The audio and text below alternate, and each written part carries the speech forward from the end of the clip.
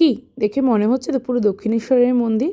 হ্যাঁ, পুরো দক্ষিণেশ্বরের মন্দির মতনই দেখতে, কিন্তু এটা দক্ষিণেশ্বরের মন্দির না, এটা হলো মা অন্নপূর্ণার মন্দির, যেটা রয়েছে ব্যারাকপুরে। এটি 1857 সালে 12ই এপ্রিল স্থাপিত হয়েছে। এটা স্থাপন করেছে রানী রাসমণির কনিষ্ঠ কন্যা জগদম্বা দেবী। এটা প্রতিদিন খোলা থাকে সকাল 5:30 থেকে 12:30 পর্যন্ত, আবার 4টে থেকে 8টা পর্যন্ত।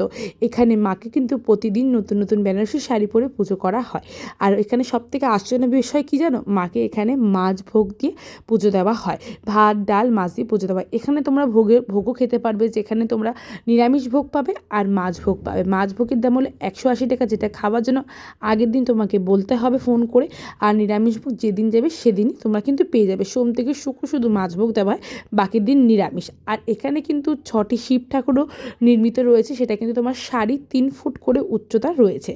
তাই তোমাদের সাথে এটা শেয়ার করতে চলে আসলাম। তোমাদের আমার ভিডিও কেমন লাগলো অবশ্যই কিন্তু কমেন্ট